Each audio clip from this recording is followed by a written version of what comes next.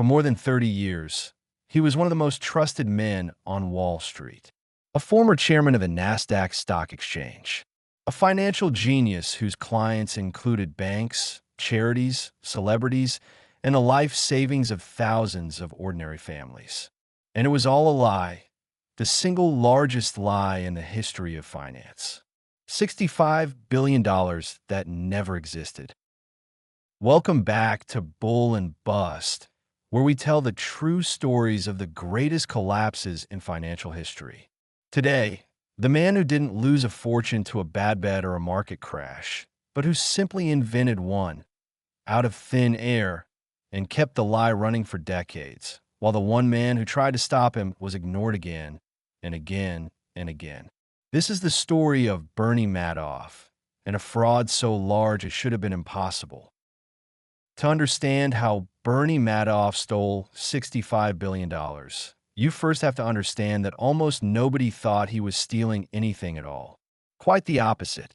Bernard Lawrence Madoff was, by every appearance, the very definition of trust. He had helped build the modern Nasdaq and even served as its chairman. He sat on boards. He advised regulators. His name on Wall Street was a synonym for safety and respectability. When you handed your money to Bernie Madoff, you weren't gambling. You were doing the smart, conservative, sensible thing. And that reputation was the most important part of the machine.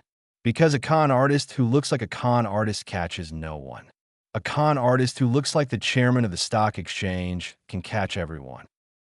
Madoff's firm had two sides. One was a legitimate, respected stock brokerage. The other, the secret heart of it all, was his investment management business. And it was there on a separate floor, behind locked doors, that the greatest Ponzi scheme in history quietly hummed along for decades. The pitch was simple, and that was its genius.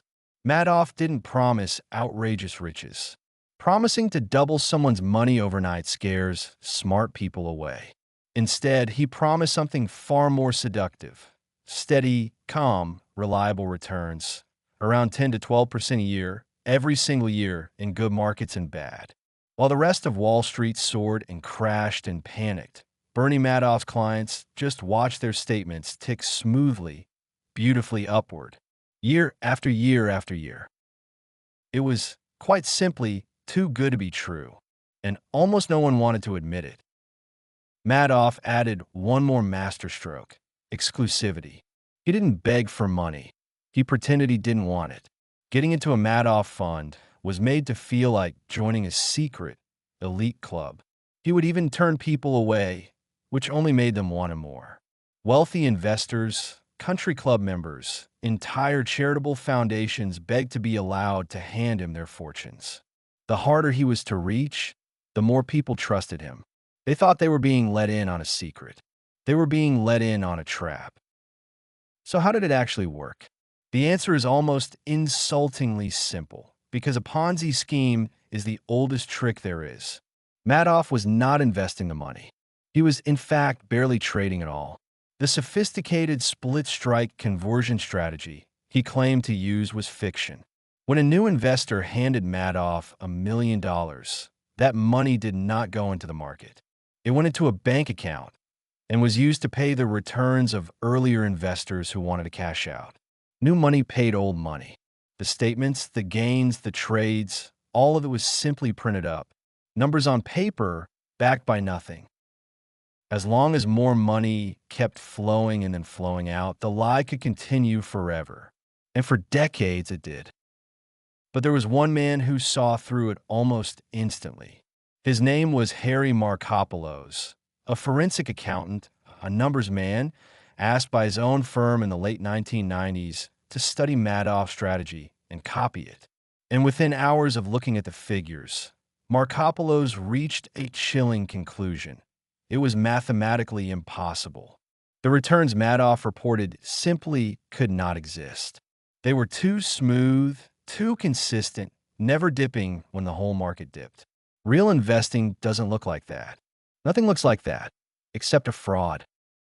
Markopolos dug deeper and found something even more damning. For For the strategy Madoff claimed to use, there weren't enough of the necessary options contracts in the entire market to support the sheer size of his fund. The trades Madoff said he was making could not have happened because the instruments to make them did not exist in those quantities. Madoff left no footprint in the markets because he was never really in the markets at all. Harry Markopolos was certain, and so he did exactly what a responsible person is supposed to do. He went to the regulators, the Securities and Exchange Commission, the government watchdog whose entire job is to catch exactly this. In 2000, he handed them his evidence.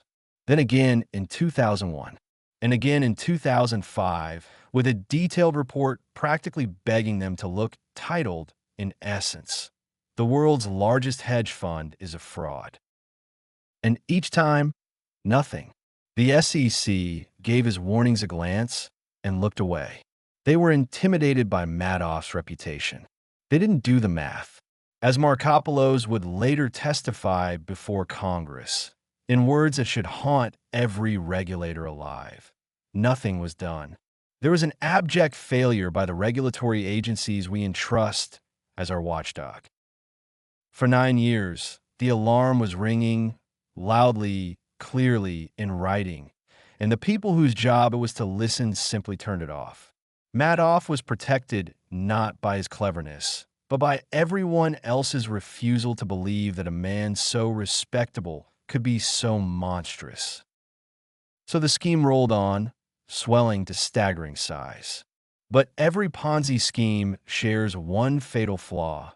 It can only survive as long as new money keeps pouring in faster than old money asks to leave. And in 2008, the world changed.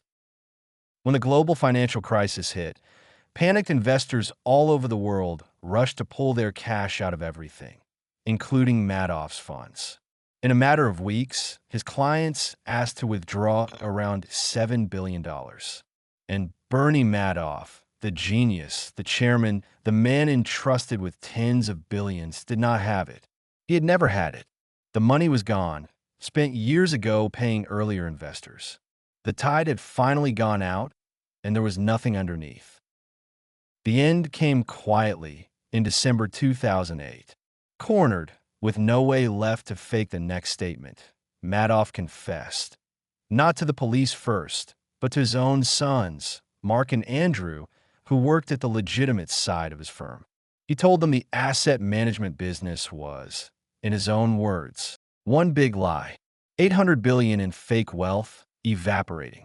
His sons, horrified, went straight to the authorities and turned on their own father. The next day, FBI agents arrived at Madoff's Manhattan apartment. One agent said quietly that they were there to see if there was an innocent explanation. The 70-year-old financier looked at him and replied, simply, "There is no innocent explanation." What followed was the unraveling of thousands of lives. The $65 billion on those statements had never existed, but the savings people had handed over were terribly, painfully real. Retirees lost everything. Lifelong workers saw their pensions vanish. Charities and foundations that funded hospitals and schools were wiped out overnight and forced to close their doors. Some victims, ruined and humiliated, took their own lives. And 2 years to the day after his father's arrest, Madoff's own son, Mark, unable to live under the weight of the family's disgrace, died by suicide. The fraud did not just destroy fortunes. It destroyed families, including his own. On March 12, 2009, Bernie Madoff pleaded guilty to 11 federal felonies. He took no plea deal. Many believe he confessed fully precisely, so he would never have to name anyone who helped him. And on June 29, 2009, he stood before U.S. District Judge Denny Chin to be sentenced. The judge called his crimes extraordinarily evil and handed down the maximum, 150 years in prison, a symbolic number, far beyond any human lifespan, meant to say to the world that this was not a bloodless paper crime, but one that had taken a staggering human toll. Bernie Madoff died in a federal prison in 2021 of natural causes, having served just 12 years of his 150-year sentence. The man who managed tens of billions died with nothing, despised by the world, his name now a permanent synonym for greed and betrayal. So what does the largest fraud in history actually teach us? It is tempting to say the lesson is Bernie Madoff was a monster. And he was. But that lets everyone else off the hook far too easily. The deeper, more uncomfortable truth is that Madoff did not succeed because he was a criminal genius. He succeeded because of everyone around him. Because investors saw returns that were too smooth to be real and chose not to ask how. Because his reputation made people feel rude for doubting him. And above all, because the watchdog, the one institution paid to do the math, was handed the answer in writing 3 separate times and could not be bothered to look. Harry Markopolos saw the truth in an afternoon. The system ignored it for nearly a decade. That is the real horror of the Madoff story. The fraud of the century was not hidden in some unbreakable code. It was sitting in plain sight, ringing every alarm bell, and the only thing protecting it was the human willingness to believe a comfortable lie over an inconvenient truth. Because that is the thing about money and trust and the people who exploit them. The most dangerous lie is never the wild one. It's the calm, steady, respectable one. The one that pays out smoothly year after year and quietly dares you to be the only fool in the room rude enough to ask where the money really comes from. If you found this story as fascinating as we did, hit subscribe. Every week we break down another collapse, another fraud, another fortune built on nothing. And tell us in the comments, if you'd seen those perfect, steady returns, would you have invested or would you have walked away? Thanks for watching Bull and Bust.